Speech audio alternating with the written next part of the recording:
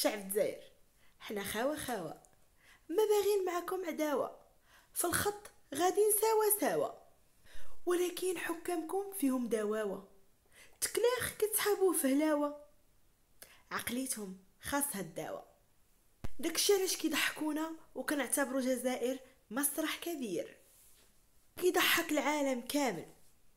هما ماشي الوالا، لا في التنمية لا في التعليم لا في حتى حاجه، لا في كره لا في طبخ كما كيقولوا لا في التاريخ، وانما هما الوالا في تضحاك البشر، مضحكين من درجه قائد.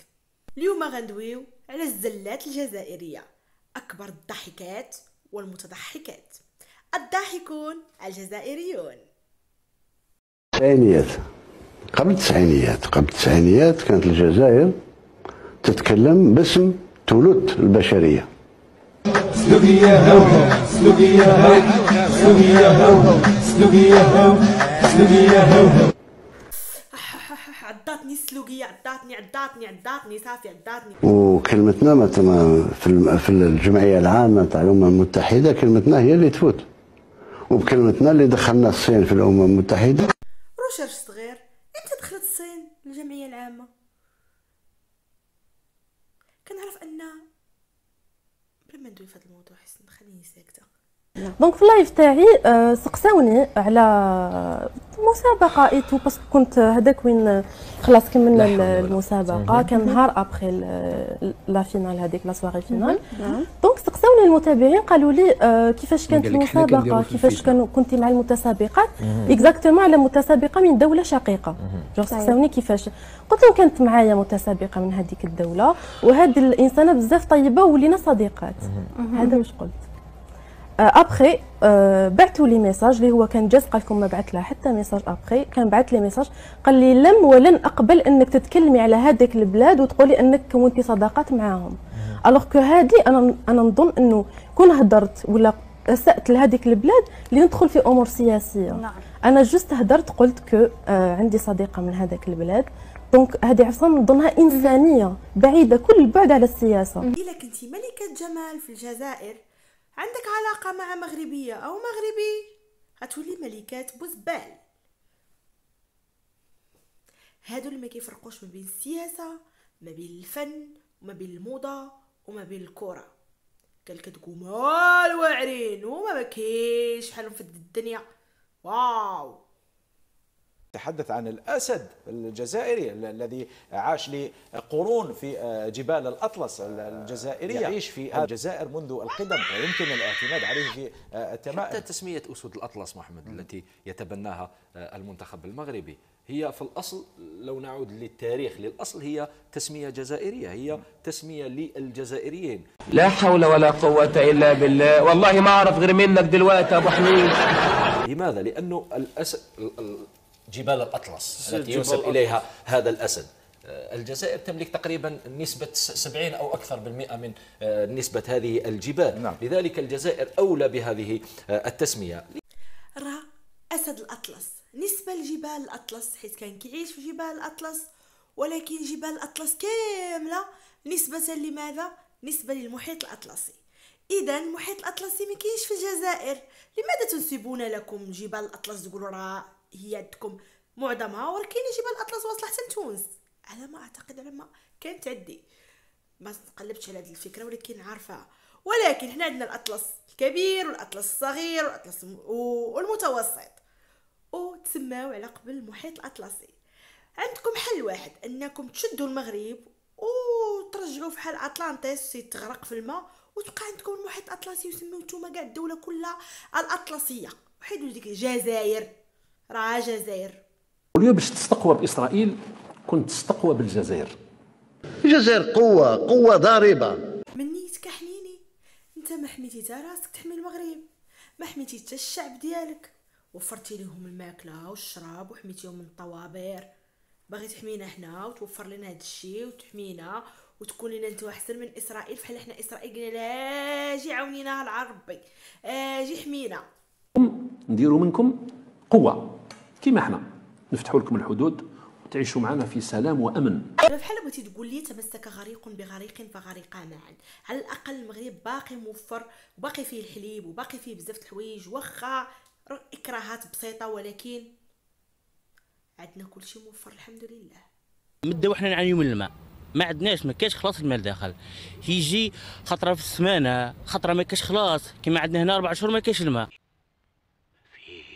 ما فيش خالص. مشاهد باتت مألوفة جعلت المواطن محتارا في رحلة بحث دائمة عن كيس حليب واحد. تقدر تقول اننا غريق ديال الشومبرير. لو كان جابت 6 مليون أرض في الجزائر يتحرك 62. يسعونهم من اجل تحريرها. تاكد ان الجزائر تساعدهم. يا ولدي نساعدوه، ما من غدوه عيطوا لنا نروحوا 6 مليون ردوها لهم في 48 ساعه. عندهم 4 جدارميه ثم سبنيول فرماو عليهم الحدود، يعيطوا لنا 48 ساعه ردوها لهم من باب الاخوه والتضامن مع الشعب المغربي. اخويا نتوما واعرين، تسليم يا رجال البلاد. حروا غير الجماجم من فرنسا، غير جماجم ماشي تا ارض. قالك كيحسب علينا بالسوايع. حروا راسكم من الاستعمار الفكري وحنا سبتو من اللي قادين بها. نتوما اللي كتقولوا خوتنا راكم باغيين ديو لينا الصحراء كامله تحيدوها لينا. باز اللي ما يحشم ديما مضامن ضدنا، دابا تضامن مع مخك، ما محتاجينش ليك. غير ناصر بوريطه راه وراكم وجهكم في المرايه.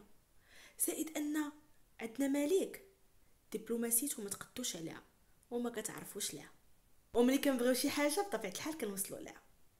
بطوله كرويه على الاراضي الجزائريه، بطوله افريقيا للاعبين المحليين.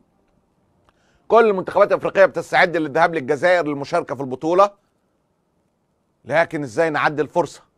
لازم نلعب بشكل صبياني ونخلق مشكله اللي بتحدث كل مره. والله الا كل شيء العالم عرفكم صبيانيين مو صغيور. اجيو مرحبا بكم عندنا في الشان، ولكن ما تدقوش لينا في الباب حيت ما غاديش نحلوا عليكم الباب. اجيو نقزوا من الشرجه من اللور ودخلوا مرحبا بكم. والضحيه الشعبين. من يوم 13 يناير لحد 4 فبراير هتحتضن الجزائر بطولة افريقيا لكرة القدم للفرق المحليين اللي ما فيهاش، ما بيشاركش فيها مين؟ اللي هم المحترفين. بتلعب فيها المنتخبات الوطنية المحلية، بتضم اللاعبين اللي بيلعبوا في الدوريات المحلية جوه افريقيا. منتخبات افريقيا بدأت تستعد، هتنطلق بعد اقل من اسبوعين، النهارده 12 يوم. المنتخب المغربي واحد من اقوى المنتخبات اللي تشارك في تلك البطولة، هو اصلا بطل المسابقه مرتين ورا بعض، 2018 على ارضه و2020 في الكاميرون المغرب. ماشي، محتفظ باللقب، يعني هو حامل اللقب. طبعا وجود المغرب مهم جدا في البطوله، ده كل ده من قبل ما يبقوا رابع العالم. البطل مرتين ورا بعض، وانجاز عملته غير مسبوق، عملته الكره المغربيه بطوله كاس العالم اللي فاتت. كله دلوقتي بتتجه الانظار لمنتخب المغرب. المغرب عايزه ايه؟ رحله لمنتخبها مباشره من الرباط، طياره خاصه للخطوط الملكيه المغربيه. وفي حال ذلك رفض ذلك فقد قرر المكتب المديري بالاجماع عدم المشاركه في هذه البطوله. تخيل انت، الشقيق بيطلب من شقيقه ان انا اوصل بطياره مباشره، اطلع من الرباط اوصل قسنطينه بطيارتنا. الاتحاد الجزائري لكرة القدم قال الجزائر مش ملزمة بده من خلال نص قوانين الكاف. الاتحاد المنظم ملوش دعوة بالتنقلات الخارجية للفرق القادمة، هو ليه دعوة بالاستقبال في المطار والتنقلات الداخلية بس. ده رئيس لجنة التنظيم الجزائرية رشيد أوكاني. وده أيضا كلام للوهلة الأولى لا غبار عليه. معنية بالتنظيم على المستوى الوطني. الوفود هوني دون نو زوبليغاسيون، حنا مجبرين باش نسيريو لو ترونسبور على المستوى الوطني، معناه تنقل اي فريق من مدينه لاخرى. واما بالنسبه للتنقل حتى حضور التظاهرات، كل الفرق 17 باش تجي للجزائر هو على عاتق الفريق اللي راح يتنقل. يعني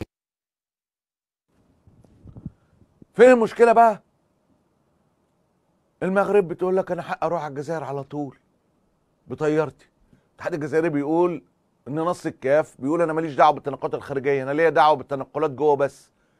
الناس بدات تخمن من خلال رد الاتحاد الجزائري ان هم مثلا فهموا ان المغرب عايزه الجزائر تتحمل تكاليف انتقال المنتخب المغربي. بقول لك وده كلام نفاه المسؤولين المغاربه ان الموضوع مش تكاليف، الموضوع السماح يا اهل السماح. ويختاروا المشاكل اللي شفناها خاصه في مواقع التواصل الاجتماعي وخاصه من جانب المخزن. عايز جمله مفيده، قول لي جمله مفيده عشان افهمك. والله انا كمان عايزه جمله مفيده. طب كلمه مفيده. نتكلم لك على المخزن، وهذا الانسان هذا دائما يحاول ضرب استقرار البلد، ضرب استقرار المؤسسات، وضرب استقرار الشعب كله. وديرها من الصباح وبلا فلسفه. ليش هاد العجاجه البخار اللي درتي ليش؟ لانه دوره مثل هذه وجا نجي ما نجيش، نجيب طياره خاصه ونهبط في قسنطينه ونهبط في الجزائر، يعني هو راه يدير شروط تعجيزيه. جا دار لكم شرط تعجيزي، بغى ينزل من بلادو لبلادكم عادي، شرط تعجيزي. الله يعجز لك الرجلين ان شاء الله. هذه قلت لك دماء مسقيه بدماء شهداء يدخلها الا الناس الانقياء. انا راه مريض دارني، عندي الوراق ديال الطبيب انايا. احنا نعرفوا هذا الرجل هذا شتم وسب حكم القطري في بلده، وما شفناش الفيفا تحركت، ما شفناش المكتب التنفيذي للفيفا، وما شفناش الهيئات العليا لكرة القدم تتحرك. عندك شي قارو. لكن تشوف هذا الانسان هذا دائما يحاول يضرب استقرار الجزائر. لازم نقول له الجزائر كبيره عليك، تطلع تهبط، الجزائر كبيره عليك مهما تحاول تخلق المشاكل. والله القجع نوض فيكم الرعب ودار فيكم حاله بحال الاستقرار ديال الجزائر دير بحال البيضه، غيحط عليها يدو السي القجع غتفرقع. وياك نتوما قوه ضاربه، كيفاش خايفين من الاستقرار من القجع اللي هو غير رئيس ديال الاتحاد الرياضي، ما هو الملك، ما هو دبلوماسي، ما هو كيضرب على الرياضه، على الكره، كره ما قال لكم حتى حاجه، لا علاقه بالكره السياسه واقيلا. دابا استقرار الجزائر ضعيف مسكين حتى للدرجه، وهي ناري القجع خصنا نفوسخوه. بنشوفوا الكشف عن التميمه كيفاش داز.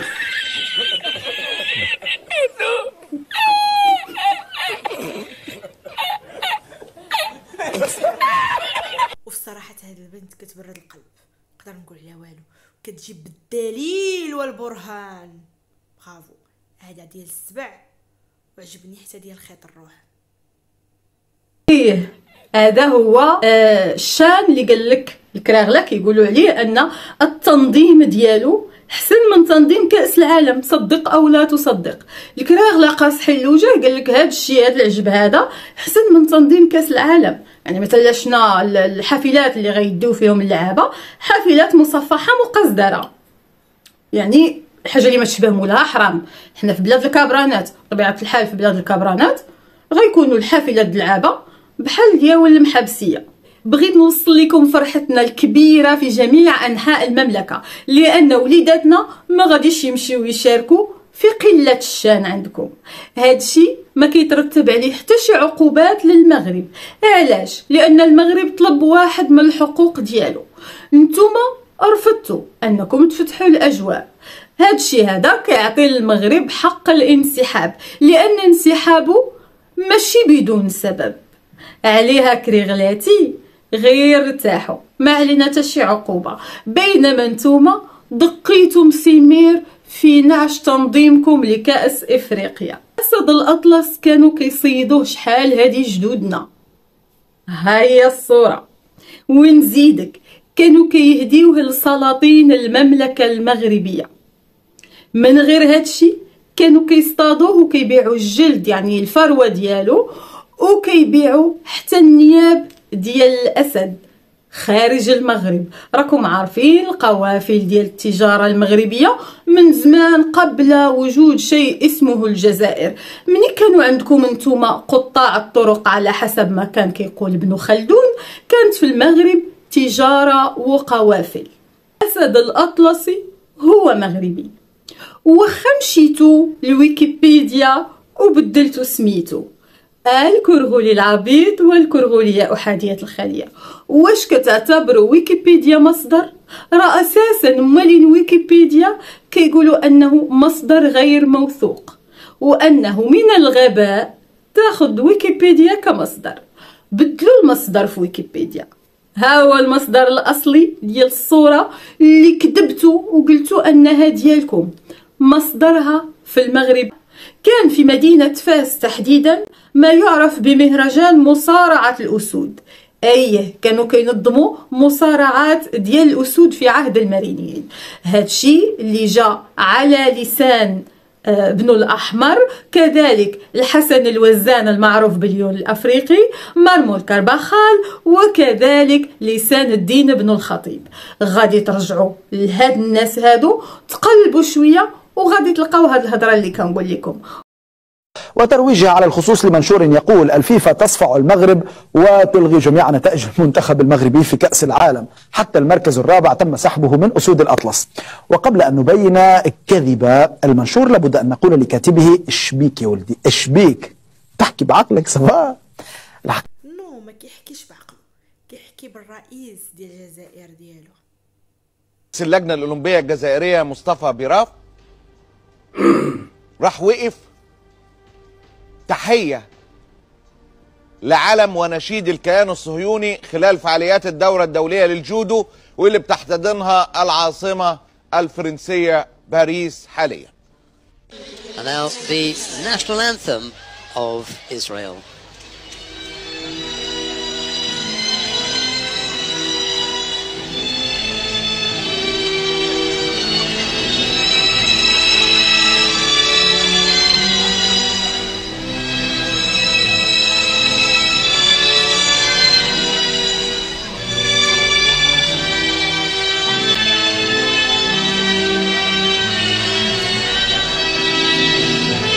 دابا هما مطابعين مع اسرائيل في السر، ولكن راه يقولوش للعلن، يبانوا صغار مساكن.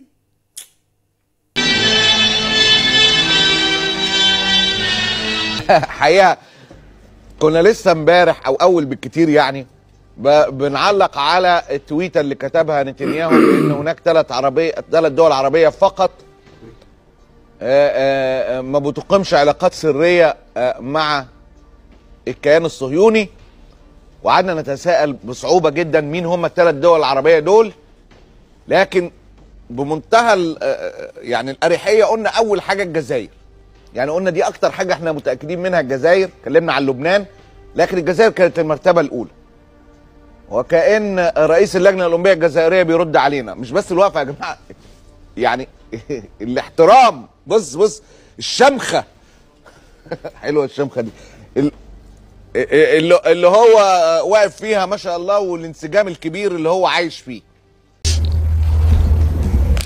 شكرا. قائمة الدول التي تدعم جبهة البوليزاريو في حق تقرير مصيرها طويلة وعريضة من أمريكا الجنوبية إلى إفريقيا، حتى أن جبهة البوليزاريو عضو مؤسس في الاتحاد الإفريقي مثل العديد من الدول.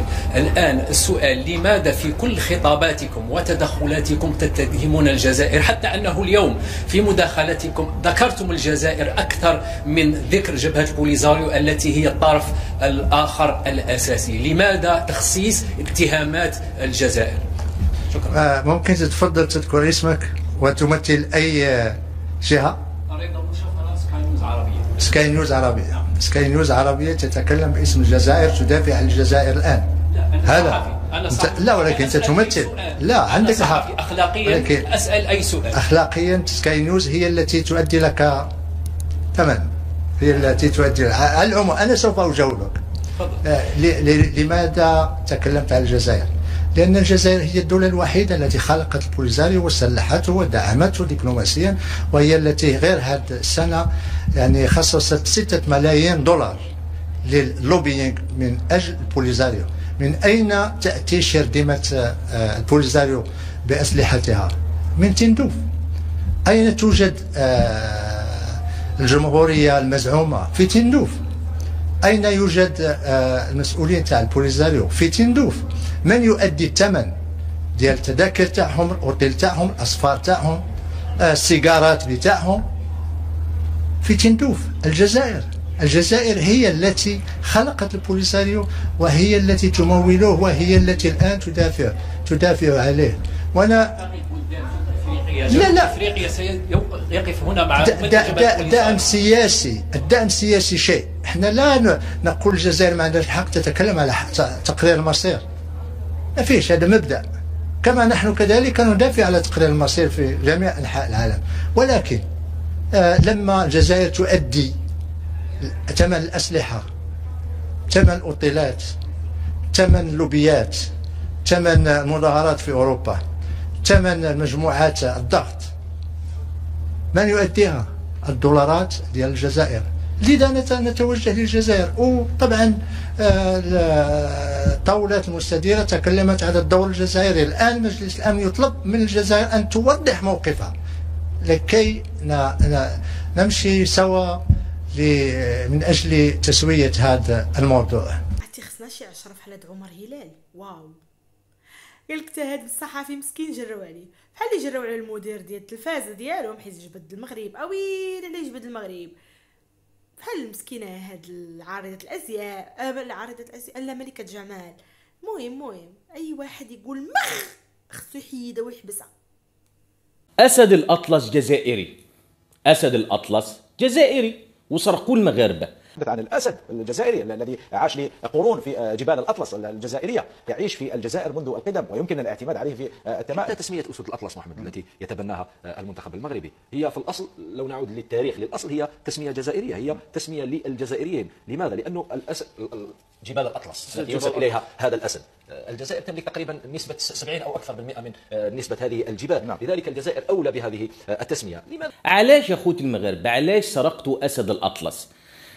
وكل شيء تدوه تنسبوه لكم، اديتوا القفطان ونسبتوه لكم، واديتوا الجليج ونسبتوه لكم، واديتوا هذا الطربوش المغربي ونسبتوه لكم، وزدتوا وقلتوا آمون بتاع مصر ديالكم ديال المغاربة، الجبل الشامل المغربي، وقلتوا احنا اللي بنينا الأهرامات، وقلتوا عبد المؤمن الكومي ديالكم. دابا جايين تسرقوا الأسد، أسد الأطلس الجزائري. بزاف اخوتي هذا الشيء، ناقص تقولوا نهر النيل ديالكم.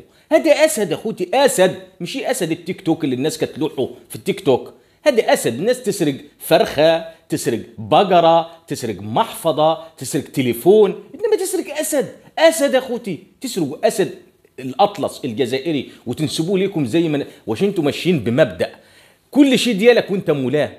مش معقول اخوتي، عيينا ما نصبر، عيينا كاع ما نصبر. اسد الاطلس اولا اسمه اسد الاطلس. ليه اسد الاطلس؟ نسبة الى جبال الاطلس، نسبة الى ان المغرب يطل على الاطلسي. هل الجزائر يطل على الاطلسي؟ هذا سؤال. كان السلطان محمد الخامس او الملك محمد الخامس، لانه كان سلطان وبعدين سنة 57 اتخذ لقب ملك، كان عنده حديقة خاصة به. الحديقة دي كان فيها بعض الاسود اللي هي اسود الاطلس. فلما انقرضت الأسود من هذه المنطقة مع العمران ومع قطع الغابات، بعد ما مشوا الفرنسيين راحوا جابوا الأسود اللي عند السلطان محمد الخامس وخدوها حطوها في حديقة في الرباط. تفلاح مصري ما نخافش عليه وما نعقبش وراه. في المغرب وفي الوقت الذي يواصل فيه الشعب المغربي الاحتجاج لكسب قوته وإنقاذ ما تبقى من كرامة بلده، يطل وزير في نظام المخزن متحدثا بنبرة التعالي والتباهي على الشعب، بنبرة التعالي والتباهي على الشعب المغربي بمقدرته المالية في زمن مغرب الفقراء.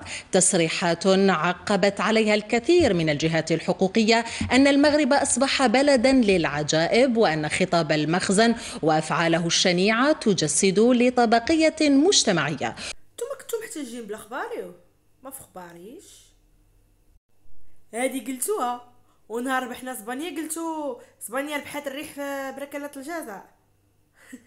كتقولوا هذاك الشيء اللي بغيتو، داك الشيء اللي كيعجبكم وباز لكمارتكم وبيننا وبينو نتوما سوقكم. الجزائري محمد لامين أخذ لحن أغنية شفشاون يا النوارة للموسيقار نعمان لحلو، وأسمى أغنيته يا دزاير يا النوارة، بعد أن غير كلمات الأغنية الأصلية. يا دزاير يا نوارة. لا لامين ماشي شفار، راه أسماء وأصالة لشفارات. شفروا والدك الجزائري اللي كان مسكين غا مسلفة من عند المغربي. حنا اللي شفاره بحال اللي شفرنا داك الزليج العثماني اللي اصلا السطوحه وما بقيناش كنقدروا نديروا فيه بحال داك الزليج، ولا مشاو يشوفوا الزليج غا في القريعه ما صيفطوهم كاع الفاس يشوفوا داك الزليج ديال حبه حبه وداك الشيء ديال الفريع وديال اليد، صيفطوهم حنا نشوفوا هذه الماكن. يعني اهل الكهف كانوا في المنطقه تاع شمال افريقيا بالضبط في الجزائر. اهل الكهف كانوا جدود ديال تبون، انا شاهده. اما الانسان اللي يقول لك التصدير، بغيت نصدر السيارات، واش من سيارات عندك اللي تصدرها؟ واش رانا كاع رانا اوني اوسي ايديو كسا؟ واش تجيب سيارات تنفخ فيها العجلات وتقول لي عندي تصنيع سيارات وتبغي تصدر؟ واش تصدر الهواء اللي درتو في لي بنو، هذا ما عندك. كاين شي ناس اللي كيقول لك حنا في المغرب كنفخوا الرويد، لا سيدي، حنا كنصوبوا المحركات وكنصوبوا السيارات وكنسموا السيارات، هنا كنسموها ماشي غير كنصوبوها، والسيارات كهربائيه. هاد السياره الكهربائيه اللي كتصنع في خنيطره تسمات هنايا في الدار البيضاء، والدار البيضاء رقم 12 في الاستثمار بالنسبه للابتكار في السيارات في العالم. المغرب خامس دوله مصدره لاوروبا بالنسبه للسيارات. الله يسر رئيس الجزائر، راه نص كازا ونص طنجة ونص قنيطرة خدامين في الكابلاج ديال السيارات. وبلا ما نقول لك واحد المعلومه مفيده مهمه جدا، عندنا حتى الكابلاج ديال الطيارات، والله خدامين الناس فيه. La Grande Mosquée, qu'est-ce que c'est? Déjà, c'est un lieu magnifique. Si vous passez à Paris et que vous n'y êtes jamais allé, c'est vraiment à voir. En 1922, 350 ouvriers marocains sont venus en France pour la construire dans la pure tradition. 350 ouvriers marocains sont venus en France pour la construire dans la pure tradition hispano-mauresque, des mosaïques, des fontaines carrelées, le plus haut minaret de France, une bibliothèque garnie de Corans anciens. Et à l'époque, c'est un vrai statement de la part de la France de construire un lieu pareil. 100 ans, quelle aventure déjà. Ah ouais. Le président a inauguré une plaque en leur honneur en compagnie de Nicolas Sarkozy et Gérald Darmanin. Il a ensuite visité l'expo du centenaire qui va durer une semaine. Il a croisé des gens habillés très vintage, il a déposé des fleurs et à la fin il a prononcé un discours. Cette visite est lourde de sens parce que c'est un lieu lourd de sens. Petite remise en contexte pour bien comprendre l'enjeu.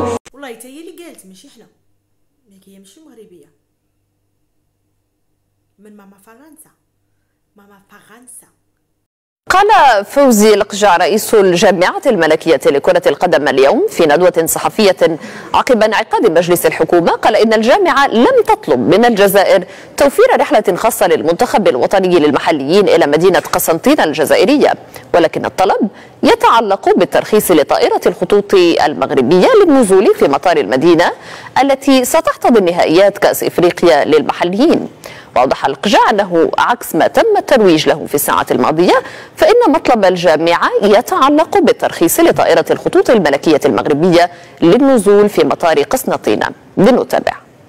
المشاركة نتاع الفريق الوطني في أي تظاهرة عالمية في بطبيعة الحال الأمور الرياضية، ولكن في الأمور المرتبطة بالمغرب وبالمملكة المغربية، لأن الفريق الوطني تيمثل بلادنا في كل المحافل. الأمر اللي كاين في المشاركة في الدورة المقبلة نتاع الشان هو أن الفريق الوطني متأهل لهذه الدورة بطبيعة الحال بعد الإقصائيات اللي كانت تلعبات، وفي الدفتر نتاع التحملات نتاع تنظيم التظاهرات القارية ولا الدولية. البلد المنظم وفي هذه الحالة هو الجزائر تيقدم كل التسهيلات للبلدان المشاركة على أنها توصل البلد باش تشارك في التظاهرة. احنا اللي طلبناه على عكس ما تم الترويج له خلال 24 ساعة الماضية هو أن الطائرة اللي غادي تنقل الفريق الوطني يوم 10 يناير إن شاء الله أنه تكون عندها الترخيص تنزل في مطار قسنطينة، وهي المدينة اللي غادي يلعب فيها الفريق الوطني. وبطبيعة الحال الناقل الرسمي للمنتخبات الوطنية كلها كيف كان في قطر وكيف كان في باقي الدول هي الخطوط الملكية المغربية. بالتالي اليوم ننتظر ردا رسميا من الكاف من الكونفدرالية الأفريقية لكرة القدم أن تجيب المغرب على كيف قلت هذا الترخيص باش الفريق الوطني يوصل لقسنطينة. احنا ما طلبناش من البلد المنظم باش يوفر لنا رحلة خاصة أو لا شيء من هذا القبيل، نطلب ترخيصا لنزول الطائرة نتاع الخطوط الملكية المغربية إن شاء الله يوم 10 يناير حوالي الساعة 2:45 في مطار قسنطينة، وننتظر ردا لنتخذ القرار على إثر هذا الرد. والمهم تهنينا منهم، حنايا نهار 13 ما مسالينش كما كاتبين هما بالعربية 13 جانفي بالعربية. حنايا 13 يناير عندنا القرعة ديال كأس الأندية، مسالينش حنا ما مسالينش. كان عندي زميل اللي راهو دروكا في وارن، ومن الاوائل اللي ينتج لي بلازما، من الاوائل لان الانسان اللي دار البلازما الاول هو جزائري في فرنسا. اول اللي دار البلازما في العالم هو جزائري. هو جزائري. نعم. هذه يعني بكل اسمع. شنو هي؟ عاودها. اول اللي دار البلازما في العالم هو جزائري. هو جزائري. الطرود